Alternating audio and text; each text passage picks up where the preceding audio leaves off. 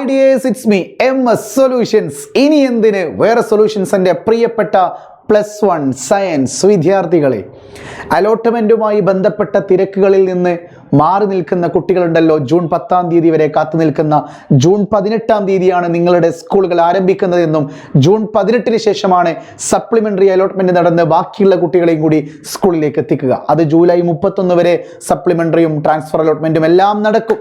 So July 31 വരെ വരുന്ന ഇനിയും 1.5 മാസത്തോളം സമയമുണ്ട്. നമുക്കതിനു വേണ്ടി കാത്തിരിക്കാൻ സമയമില്ല. നമ്മുടെ കഴിഞ്ഞ വർഷത്തെ ജൈത്രയാത്ര ഇതാ ഈ +1 ചാനലിൽ തുടരുകയാണ്.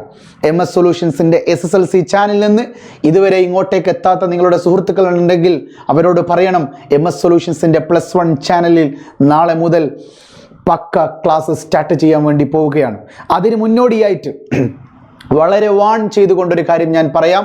ഇന്ന് +1ൻ്റെ റിസൾട്ട് പുറത്തുവിട്ട സമയത്ത് കേരളത്തിലെ ബഹുഭൂരിപക്ഷം കുട്ടികൾക്കും എക്സ്പെക്റ്റഡ് റിസൾട്ട് അല്ല ലഭിച്ചിരിക്കുന്നത്. 10ാം ക്ലാസ്സിൽ ഫുൾ A+ നേടിയ, പല അവാർഡ് ഫംഗ്ഷനിലൂടെയും അവാർഡുകൾ മാറി മാറി വാങ്ങിയ ഒരു പെൺകുട്ടിയുണ്ട്. എനിക്ക് പേഴ്സണലി അറിയുന്ന ഒരു പെൺകുട്ടിയാണ്. നന്നായിട്ട് പഠിക്കും. ഓഫ്ലൈൻ ട്യൂഷൻ സെൻ്ററിൽ അടക്കം പോകുന്നൊരു കുട്ടിയാണ്. പക്ഷേ ആ കുട്ടിയുടെ ഇന്നത്തെ റിസൾട്ട് വന്നു കഴിഞ്ഞപ്പോൾ ആ കുട്ടി ആത്മഹത്യക്ക് ശ്രമിച്ചു. എന്താ കാരണം? ആ കുട്ടിയുടെ റിസൾട്ടിൽ 80% മാത്രമേ മാർക്കുള്ളൂ. കുട്ടി പഠിച്ചിട്ടുണ്ട്, കൃത്യമായി ഉറക്കൊഴിഞ്ഞിട്ടുണ്ട്, എല്ലാം ചെയ്തിട്ടുണ്ട്, മറ്റ് അബദ്ധങ്ങളിലേക്ക് പോയിട്ടില്ല. എന്തബദ്ധം? പ്രണയം, വൈരാഗ്യം അല്ലെങ്കിൽ വിരഹം, അതോടൊപ്പം തന്നെ ലഹരി, ഇത്തരം ഭാഗങ്ങളിലേക്കൊന്നും പോകാത്ത, വളരെ അടുക്കും ചിട്ടയോടും കൂടി ജീവിച്ചിരുന്ന 10ാം ക്ലാസ് കഴിഞ്ഞ് +1ലേക്ക് ഫുൾ A+ കൂടി കാലെടുത്ത് വെച്ചൊരു പെൺകുട്ടിയുടെ +1ൻ്റെ റിസൾട്ട് ഇന്ന് വന്നപ്പോൾ 80%. ആ കുട്ടി ആത്മഹത്യക്ക് ശ്രമിച്ചു. Not the point. ഇത് ഞാൻ എന്തിനാണ് ഇവിടെ പറയുന്നതെന്നറിയോ? നല്ലൊരു സ്റ്റഡി പ്ലാൻ പറയുമ്പോൾ എന്തിനാണ് സാർ ഇതിവിടെ പറയുന്നത്? നിങ്ങൾ അറിഞ്ഞിരിക്കണം. അറിവുകളല്ല പ്രധാനം, തിരിച്ചറിവാണ് വേണ്ടത്. നിന്റെ സീനിയേഴ്സ് എന്തെല്ലാം ചെയ്തുവെന്നും അതിൽ അവർ വരുത്തിയ മിസ്റ്റേക്കുകൾ നിന്നിലൂടെ വീണ്ടും ആ മിസ്റ്റേക്ക് ആവർത്തിക്കപ്പെടരുത് എന്നുള്ള ചിന്താഗതിയോടുകൂടിയാണ് MS സൊല്യൂഷൻ ഇനി അങ്ങോട്ടേക്കുള്ള ഓരോ ലൈവുകളും ഓരോ കണ്ടന്റുകളും നിങ്ങൾക്ക് നൽകാൻ വേണ്ടി പോകുന്നത്. നിങ്ങൾ മനസ്സിലാക്കേണ്ടത് എന്തുകൊണ്ടാണ് ഈ കുട്ടികൾക്ക് മാർക്ക് കുറഞ്ഞത് എന്ന് നിങ്ങൾക്കറിയോ? അതിനെക്കുറിച്ച് പറഞ്ഞിട്ട് വേണം ഈ സ്റ്റഡി പ്ലാനിലേക്ക് പോകാൻ. യെസ്, അവർ പഠിച്ചിട്ടുണ്ട്, പക്ഷേ കൃത്യമായ രീതിയിലല്ല ആ കുട്ടികൾ പഠിച്ചത്. എന്താണ് സാറേ കൃത്യമായ രീതി? ഈ സ്റ്റഡി പ്ലാൻ പറയുന്നതിന് മുമ്പേ എനിക്ക് നിങ്ങളോട് സിമ്പിളായിട്ട് പറയാൻ വേണ്ടിയിട്ട് ഞാനിവിടെ 8ഓളം വരികൾ എഴുതി വെച്ചിട്ടുണ്ട്. 8 സ്റ്റെപ്പുകളിലൂടെ കടന്നു പോയാലേ ഒരു ചാപ്റ്റർ ക്രിസ്റ്റൽ ക്ലിയർ ആകുള്ളൂ. വെറുതെ വൺ ഷോട്ട് കണ്ടാലോ, പ്രീവിയസ് ഇയർ ക്വസ്റ്റ്യൻസ് കണ്ടാലോ, എക്സാമിൻ്റെ തലേന്ന് വന്ന് എന്തെങ്കിലും ക്വസ്റ്റ്യൻസ് കണ്ടിട്ടോ ഒന്നും കാര്യമില്ല. നിങ്ങൾക്ക് വേണ്ടത് ഒരുപാട് ലൈവുകളേക്കാൾ അപ്പുറത്തേക്ക് നിങ്ങൾ മനസ്സിലാക്കേണ്ടത് 8 സ്റ്റെപ്പിലൂടെ പോയി 9ാമത്തെ സ്റ്റേജിലൂടെ കടന്നു പോയിട്ടാണ്. 8 സ്റ്റെപ്പിലൂടെ കടന്നുപോയി പിന്നീട് 9ലൂടെ പോയാൽ മാത്രമാണ് ആ കുട്ടിക്ക് 10ാമത്തെ പബ്ലിക് എക്സാമിന് ആ ചാപ്റ്റർ ക്രിസ്റ്റൽ ക്ലിയർ ആയിട്ട് എഴുതാൻ കഴിയുള്ളൂ. ഏതൊക്കെയാണ് ആ 8 സ്റ്റെപ്പ് എന്ന് അറിഞ്ഞിട്ട് വേണം 9ാമത്തെ എക്സാം എന്ന സ്റ്റെപ്പിലേക്ക് കടക്കാൻ. Model exams. സോ ആ 8 സ്റ്റെപ്പുകൾ എന്തെന്ന് പറഞ്ഞു തരാം. അതിന് മുന്നേ ഒരു കാര്യം ഞാൻ പറയാം. MS സൊല്യൂഷൻസിൻ്റെ ഈ വീക്കിൽ നിങ്ങളെ കെമിസ്ട്രിയിലൂടെയാണ് നമ്മൾ ആദ്യം ഈ സ്റ്റെപ്പ് കൈകാര്യം ചെയ്യുന്നത്. നോക്കിക്കോ. ആദ്യം നമ്മളിപ്പോൾ +1ൻ്റെ 1ാമത്തെ ചാപ്റ്റർ, പലരും പല ലൈവുകളും ഏപ്രിലും മെയിലൊക്കെ പല യൂട്യൂബ് ചാനലിലൂടെയും പല ഓഫ്ലൈൻ ട്യൂഷൻ സെൻ്ററിലൂടെയൊക്കെ നിങ്ങൾക്ക് some basic concepts of chemistry എന്ന് പറയുന്ന ചാപ്റ്ററിലൂടെ കടന്നു പോയിട്ടുണ്ടാകും. ഇന്നലെയും കൂടി ഫുൾ A+ നേടിയ 2 കുട്ടികൾ എനിക്ക് പേഴ്സണലി മെസ്സേജ് അയച്ചു. എൻ്റെ ട്യൂഷനിൽ പഠിച്ച കുട്ടികളായിരുന്നു. സാർ, എനിക്ക് മനസ്സിലാകുന്നില്ല, പ്രോബ്ലംസ് ചെയ്യാൻ പറ്റുന്നില്ല, എന്താണ് sir limiting reagent, molarity, molal fractions എല്ലാം കൂടി കയ്യിൽ നിന്ന് പോയിക്കൊണ്ടിരിക്കുകയാണ് സാർ. 10ാം ക്ലാസ്സിൽ ഫുൾ A+ നേടിയ കുട്ടികൾ some basic concept of chemistry എന്ന് പറയുന്ന ഒരു ചാപ്റ്ററിൻ്റെ ബേസിക് കോൺസെപ്റ്റ് എത്ര ബേസോടുകൂടി വീഡിയോകൾ കണ്ടിട്ടും ലൈവുകൾ കണ്ടിട്ടും തുരുതുര ഓടിയിട്ടും ബുക്കുകൾ തുറന്നു നോക്കിയിട്ടും ഒന്നും മനസ്സിലാകുന്നില്ല. കാരണം എന്താ? അത് ഞാൻ പറയും ആ കുട്ടിയെ പഠിപ്പിച്ച അധ്യാപകൻ്റെ പ്രശ്നമായിട്ടേ ഞാൻ പറയുള്ളൂ. കാര്യം ആ കുട്ടിയെ ബേസിലൂടെ കടന്നു കൊണ്ടുപോകണം, ബേസിലൂടെയും കോൺസെപ്റ്റിലൂടെയും കൊണ്ടുപോകണം. ഒരു മോൾ എന്താണെന്ന് പഠിപ്പിക്കാതെ എങ്ങനെ മോൾ കോൺസെപ്റ്റ് പഠിപ്പിക്കും?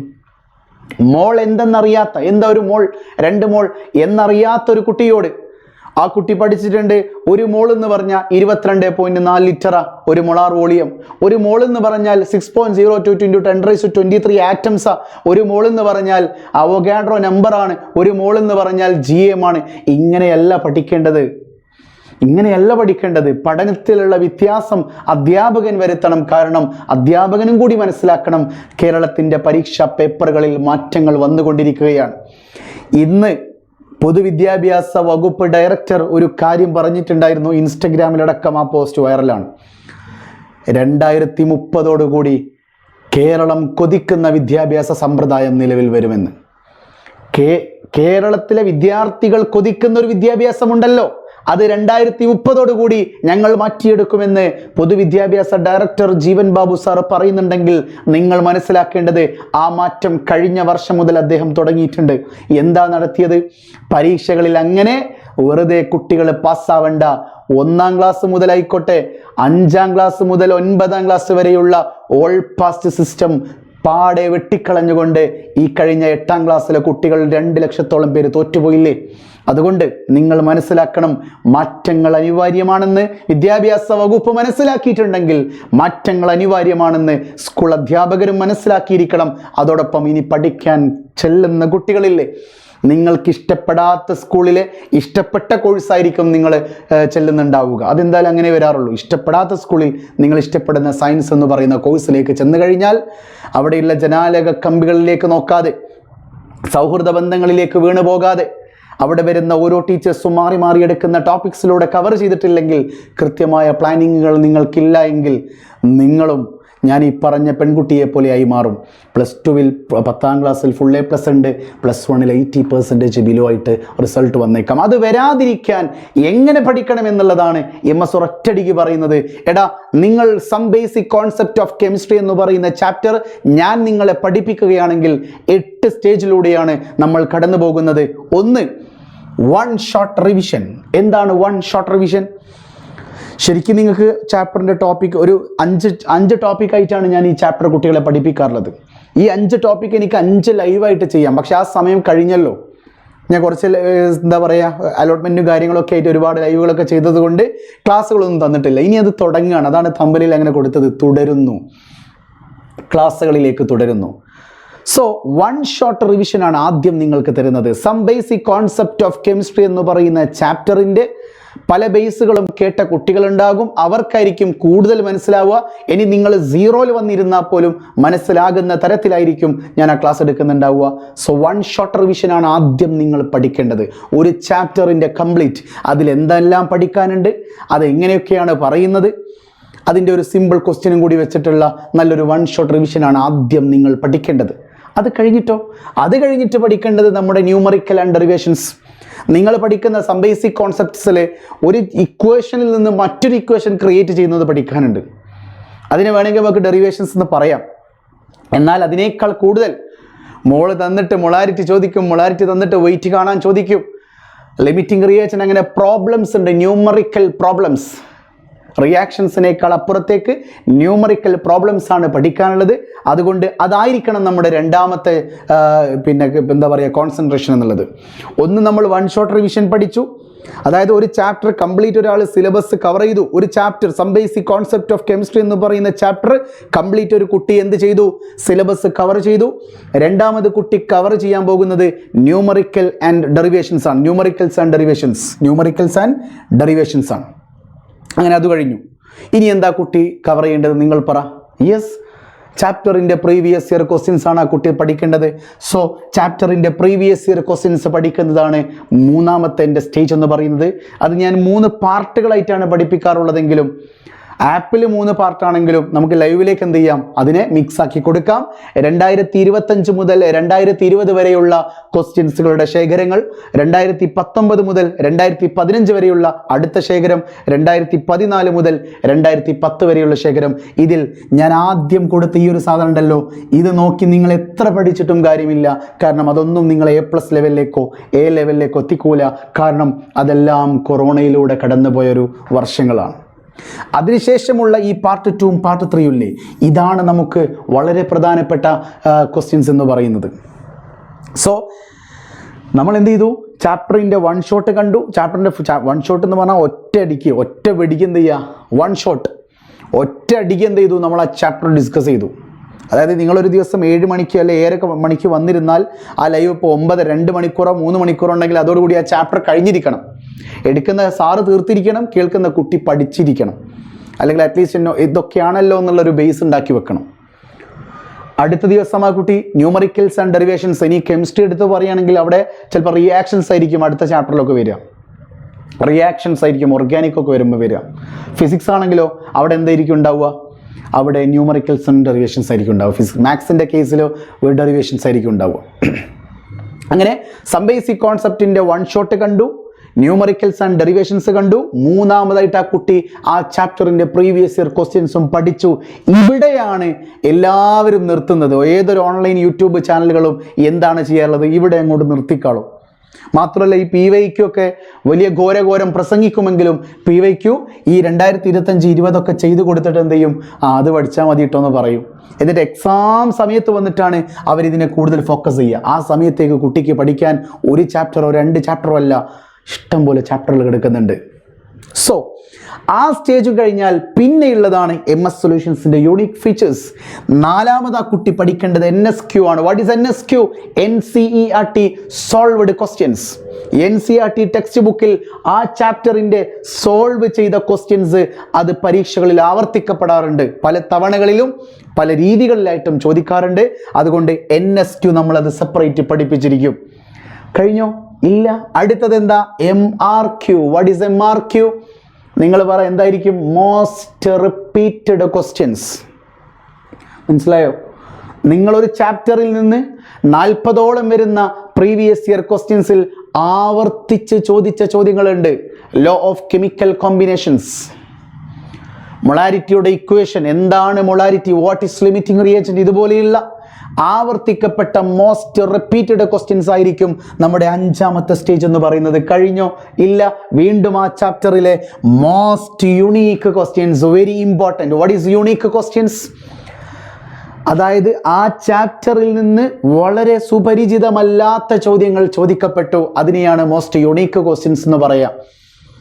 അത് ഏറ്റവും കൂടുതൽ ചോദിച്ചിട്ടുള്ളത് 2014 മുതൽ 2019 വരെയും പിന്നീട് ഈ കഴിഞ്ഞ 2025-ലുമാണ് ആ ചോദ്യങ്ങൾ വന്നിരിക്കുന്നത്. Most unique questions. അതായത് ഒരു കുട്ടിയോടൊരു ടീച്ചർ പറയും, ഈ ഭാഗത്തുനിന്ന് ക്വസ്റ്റ്യൻ വരൂല കേട്ടോ, പക്ഷെ ആ ക്വസ്റ്റ്യൻ വന്നു. അത്തരം യുണീക്ക് ക്വസ്റ്റ്യൻസുകളുണ്ട്. അതെന്ത് ചെയ്യണം? സെപ്പറേറ്റ് പഠിച്ചു വെക്കണം. അതും കഴിഞ്ഞാൽ പിന്നെ തീർന്നോ? ഇല്ല. 7 MCQ. എന്തായിരിക്കും MCQ? Multiple choice questions. നിർബന്ധമായിട്ടും കണ്ടിരിക്കണം. അപ്പോൾ നിങ്ങൾ പറയും, സാർ അത് എൻട്രൻസ് അല്ലേ? അല്ല. ബോർഡ് എക്സാം ലെവലിൽ some basic concept of chemistry എന്ന് പറയുന്ന ചാപ്റ്ററിൽ എങ്ങനെ ഒരു ക്വസ്റ്റ്യൻ്റെ 4 ഓപ്ഷൻസ് തന്നാൽ ചെയ്യാൻ കഴിയുമോ, ആ ക്യാപ്പബിലിറ്റിയും കൂടി നമ്മൾ എന്ത് ചെയ്യേണ്ടതുണ്ട്? ഇംപ്രൂവ് ചെയ്യേണ്ടതുണ്ട്. സോ MCQ വെരി മസ്റ്റ് ആണ് കേട്ടോ. അത് കഴിഞ്ഞാൽ പിന്നെയുള്ള 8ാമത്തെ സ്റ്റേജാണ് MS സൊല്യൂഷൻസിൻ്റെ വളരെ പ്രധാനപ്പെട്ട stage, most expected questions. Most expected questions. നിങ്ങൾക്കൊരു പരീക്ഷ നടക്കാൻ പോവുക സ്കൂളിൽ. ഓണം എക്സാം ആവട്ടെ, ക്രിസ്മസ് ആവട്ടെ, മോഡലാവട്ടെ, മെയിൻ ആവട്ടെ, ആ എക്സാം പേപ്പറിൽ വരാൻ ചാൻസ് ഉള്ള എക്സ്പെക്റ്റഡ് ക്വസ്റ്റ്യൻസ്, നമ്മുടെ ഭാഷയിൽ അതിനെ പ്രഡിക്ഷൻ എന്ന് പറയും. ആ മോസ്റ്റ് എക്സ്പെക്റ്റഡ് ക്വസ്റ്റ്യൻസ് എപ്പോഴാണ് ചെയ്യാന്നറിയോ? അത് നമ്മൾ എക്സാം ഓറിയൻറ്റഡ് ആയിട്ടാണ് ചെയ്യാം. ആ സമയത്താണ് നിങ്ങൾ എന്ത് ചെയ്യേണ്ടത്? ഇത്രയും 7 സ്റ്റേജിലൂടെ കടന്നു പോയൊരു കുട്ടി ചാപ്റ്ററിൻ്റെ വൺ ഷോട്ട് കണ്ടു, ഡെറിവേഷൻസും ന്യൂമറിക്കൽസും സെപ്പറേറ്റ് ചെയ്തു, പ്രീവിയസ് ഇയർ ക്വസ്റ്റ്യൻസ് പാർട്ടായിട്ട് കണ്ടു, അതിനുശേഷം NCERT സോൾവ് ചെയ്തു, റിപ്പീറ്റഡ് ക്വസ്റ്റ്യൻസ് ആവർത്തിച്ച് നോക്കി, യുണീക്ക് ക്വസ്റ്റ്യൻസ് പ്രത്യേകം നോട്ട് ചെയ്തു, MCQയിലൂടെ കടന്നുപോയി ആ കുട്ടി ചെല്ലുന്നത് മോസ്റ്റ് എക്സ്പെക്റ്റഡ് ക്വസ്റ്റ്യൻസ്. പ്രതീക്ഷിക്കേണ്ട ചില ചോദ്യങ്ങളുണ്ട്.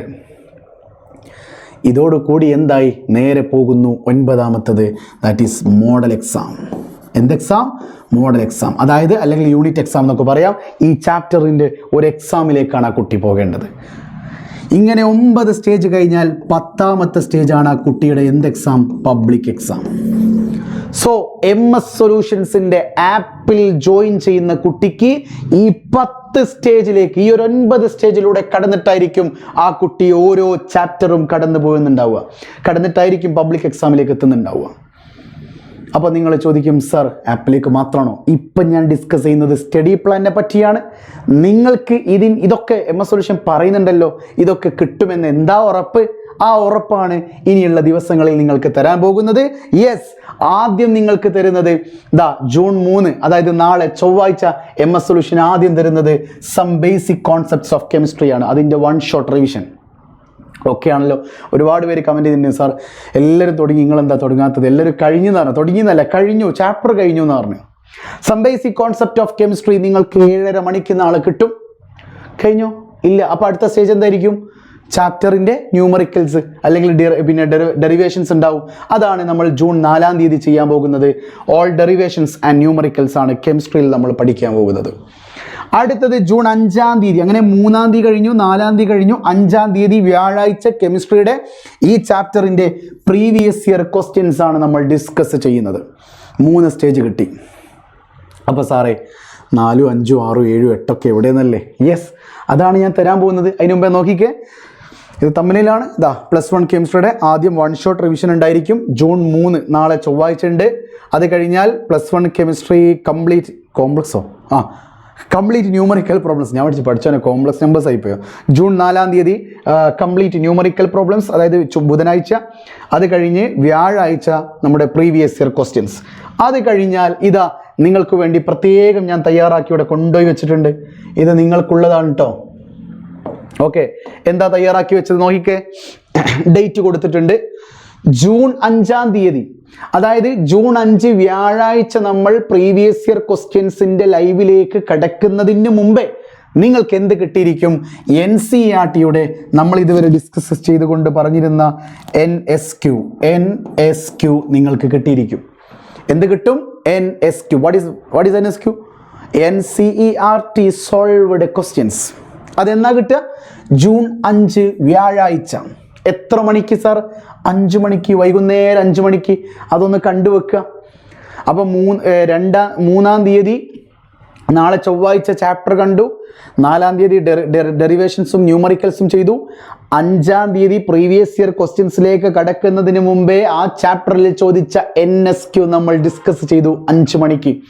അത് കഴിഞ്ഞിട്ടോ വൈകുന്നേരങ്ങൾ 7:30 മണിക്ക് നിങ്ങൾ ലൈവ് കണ്ടു. അതിനുശേഷം വെള്ളിയാഴ്ച, പെരുന്നാളിൻ്റെ തലേന്ന് വെള്ളിയാഴ്ച നമ്മൾ എന്ത് ചെയ്യാണ്? വൈകുന്നേരം 3 മണി ഈവനിങ് ടൈമിൽ നിങ്ങൾക്ക് ജൂൺ 6 വെള്ളിയാഴ്ച എന്ത് കിട്ടും? MRQ കിട്ടും. What is that? Most repeated questions.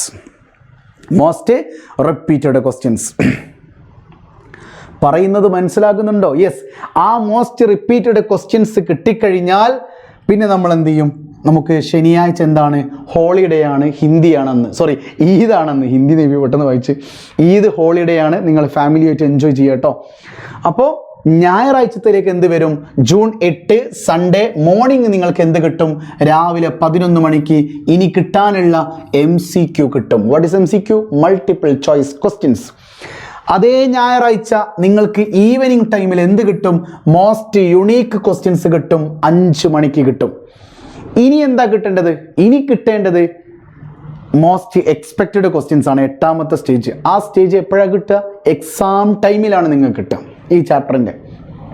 അപ്പോൾ അത് കഴിഞ്ഞാലോ എക്സാം ആണ്. സോ ആ ഞായറാഴ്ച നമ്മൾ 5 മണിക്ക് മോസ്റ്റ് യൂണീക്ക് ക്വസ്റ്റ്യൻസ് കഴിയുന്നതോടുകൂടി നമ്മളെ ആപ്പിലെ കുട്ടികൾക്ക് എന്ത് ചെയ്യും? എക്സാം കണ്ടക്ട് ചെയ്യും. സോ ഇതൊക്കെ ഫ്രീ ആണ്. ഇതൊക്കെ ആദ്യത്തെ ചാപ്റ്റർ ആയതുകൊണ്ട് കെമിസ്ട്രി നിങ്ങൾക്ക് ആദ്യത്തെ ചാപ്റ്ററിൻ്റെ ഇത്രയും പാർട്ടുകൾ നിങ്ങൾക്ക് ഫ്രീ ആയിട്ട് ഇനി ഈ യൂട്യൂബ് ചാനൽ, ഈ MS സൊല്യൂഷൻസ് +1 എന്ന് പറയുന്ന യൂട്യൂബ് ചാനലിൽ ഈ വരുന്ന ഞായറാഴ്ച വരെ നമ്മൾ ഈ ഒരു പ്ലാറ്റ്ഫോമിലൂടെ ഈ ഒരു പാർട്ടിലൂടെ ഇങ്ങനെ പോകും. ഈ ഒരു സ്റ്റേജിലൂടെ 8 സ്റ്റേജിലൂടെ നമ്മൾ കടക്കാൻ പോവുക. അപ്പോൾ അത് കഴിഞ്ഞിട്ട് ആപ്പിലെ കുട്ടിക്ക് ഞായറാഴ്ച കഴിഞ്ഞിട്ട് എന്ത് ചെയ്യും? നമ്മൾ ആ ഒരു ചാപ്റ്ററിന് എക്സാം നടത്തും. ഇനി ഞായറാഴ്ച നമ്മൾ എന്ത് ചെയ്യും? പുതിയ അനൗൺസ്മെൻറ്റ്, സർപ്രൈസ് അനൗൺസ്മെൻറ്റ് ഉണ്ടായിരിക്കും വരുന്ന ഞായറാഴ്ച രാത്രി 7 മണിക്ക് അല്ലെങ്കിൽ 7:30. ഓക്കെ ആണല്ലോ? എങ്ങനെയുണ്ട് പ്ലാനിങ്? നിങ്ങൾ പറ. സിൻസിയറായിട്ട് നിങ്ങൾ പറയണം. ഈ ചാപ്റ്റർ ഇങ്ങനെ MS സൊല്യൂഷൻസിൻ്റെ കൂടെ പഠിക്കുകയാണെങ്കിൽ തീർച്ചയായിട്ടും ഇനി ആ ചാപ്റ്ററിൽ നിന്ന് ഒന്നും നേടാനില്ല എന്ന് നിങ്ങൾക്ക് മനസ്സിലായില്ലേ? ഇങ്ങനെയായിരിക്കും ആപ്പിൽ ജോയിൻ ചെയ്യുന്ന കുട്ടികൾക്ക് MS സൊല്യൂഷൻസിൻ്റെ ഈ വർഷത്തെ ക്ലാസ് ഉണ്ടാവുക. അത്രയ്ക്ക് ഞാൻ ഇരുന്ന് ഓരോന്നും ക്ലിയർ ചെയ്ത് പഠിച്ച് എന്തുകൊണ്ടാണ് കുട്ടികൾക്ക് ക്വസ്റ്റ്യൻസ് അറ്റൻഡ് ചെയ്യാൻ പറ്റാത്തത് എന്നതുകൊണ്ട് എന്നതും കൂടി മനസ്സിലാക്കിയിട്ടാണ് ഞാൻ ഇത്തരം ഒരു സ്റ്റേജിലേക്ക് 9 സ്റ്റേജിലൂടെ കടന്നുപോയി 10ാമത്തെ സ്റ്റേജ് പബ്ലിക് എക്സാമിലേക്ക് എത്തിക്കുക എന്നുള്ളതാണ്. ഓക്കെയാണോ? തീർച്ചയായിട്ടും ഇതുവരെ കണ്ട കുട്ടികൾ എന്ത് ചെയ്യുക, ഈ പ്ലാന്, ഈ ഒരു സ്റ്റഡി പ്ലാൻ ഫോളോ ചെയ്യാൻ ഓക്കെ ആണെങ്കിൽ നിങ്ങൾ പറയണം ഇത് ഓക്കെയാണ്. ഈ പ്ലാൻ നിങ്ങൾക്ക് ഇഷ്ടപ്പെട്ടിട്ടുണ്ടെങ്കിൽ ഈ വർഷം 10ാം ക്ലാസ്സിൽ ഏത് A+ ആകട്ടെ, നിങ്ങൾ എന്തോ ആയിക്കോട്ടെ, ഒരു കുഴപ്പമില്ല. നിങ്ങൾക്ക് പഠിച്ചത് ഓർമ്മ കൂടി ഇല്ലെങ്കിൽ ഒരു വിഷയമില്ല, നിങ്ങൾ നേരെ 0 ലെവലിൽ കയറി വന്നോളൂ. 0 to ഹീറോയിലേക്ക് എത്തിക്കാൻ നിങ്ങളുടെ ഹീറോ ഇവിടെ റെഡിയാണ്. ഓക്കെ, സോ നിർബന്ധമായിട്ടും ഈ ഒരു ഞായറാഴ്ച വരെ എൻ്റെ കൂടെ വന്നു കഴിഞ്ഞാൽ ഞായറാഴ്ച 5 മണിയോടുകൂടി നിങ്ങൾ പറയും, ഈ ചാപ്റ്റർ എനിക്ക് ക്രിസ്റ്റൽ ക്ലിയർ ആയി, ഇനി ഈ ചാപ്റ്ററിൽ നിന്നൊന്നും കിട്ടാനില്ല. ഇങ്ങനെയായിരിക്കും നമ്മുടെ ആപ്പിലൂടെയൊക്കെ കടന്നു പോവുക. അപ്പോൾ നിങ്ങൾ എന്ത് ചെയ്യുക, ഈ 7 ദിവസത്തോളം, ഈ ഒരു 5 ദിവസത്തോളം നിങ്ങൾ എന്നെ ഫോളോ ചെയ്യുക, ഈ ചാനൽ ഇങ്ങനെ ഫോളോ ചെയ്യുക. ഞാൻ പറഞ്ഞ ഓരോ സമയം നോട്ട് ചെയ്ത് വെക്കുക. ഈ പറഞ്ഞ 8 സ്റ്റേജിലൂടെ കടന്നു പോവുക. അപ്പോൾ നിങ്ങൾ എന്ത് ചെയ്യണം, ഈ വീഡിയോൻ്റെ അടിയിൽ കമൻറ്റ് ചെയ്യണം, നിങ്ങൾക്ക് ഈ പ്ലാൻ ഇഷ്ടപ്പെട്ടിട്ടുണ്ടോ, ഓക്കെ ആണോ. ഈ 10ാമത്തെ സ്റ്റേജിലേക്ക് എത്തുന്നതിന് മുമ്പെയുള്ള 9 സ്റ്റേജുകൾ നിങ്ങൾക്ക് മനസ്സിലായിട്ടുണ്ടോ? ഈ 9 സ്റ്റേജിലൂടെ കടന്നു കഴിഞ്ഞാൽ 10ാമത്തെ പബ്ലിക് എക്സാം അത് ക്രിസ്റ്റൽ ക്ലിയർ ആയിട്ട് എഴുതാൻ കഴിയുമെന്നുള്ള കോൺഫിഡൻസ് നിങ്ങൾക്ക് ലഭിക്കുന്നുണ്ടോ? സോ ഒരു ഡിസ്ക്രിപ്റ്റീവ് ലെവലിൽ നിങ്ങൾ എന്ത് ചെയ്യണം, കമൻറ്റ് ചെയ്യണം, സാർ എനിക്ക് ഇഷ്ടപ്പെട്ടു എന്നുള്ള കാര്യം. ഇഷ്ടപ്പെട്ടിട്ടില്ലെങ്കിൽ ഇഷ്ടപ്പെട്ടില്ല എന്നും പറയാം, സിൻസിയറായിട്ട് പറഞ്ഞോളി. ഓക്കെ അല്ലേ? സോ ഞാൻ നിങ്ങളുടെ കമൻറ്റ് എന്തായാലും വായിക്കും. ഞാൻ മാത്രമല്ല, MS സൊല്യൂഷൻസിലെ എല്ലാ ടീച്ചേഴ്സും വായിക്കും. ഓക്കെ, അപ്പോൾ തീർച്ചയായിട്ടും ഇതുപോലെ ഈ ആഴ്ച നമ്മൾ കെമിസ്ട്രിയിലാണ് ഇരിക്കുന്നത്, അടുത്ത ആഴ്ച നമ്മൾ ഫിസിക്സിലും ആയിരിക്കും. ഓക്കെ ആണല്ലോ? സോ നിർബന്ധമായിട്ടും ഫോളോ ചെയ്യുക. വേറൊന്നും എനിക്ക് പറയാനില്ല. ഇനി പ്രവൃത്തിയിലൂടെ കാണാം. It's me MS solutions. ഇനി എന്തിന് വേറെ സൊല്യൂഷൻസ് നാളെ രാത്രി 7:30. ബൈ.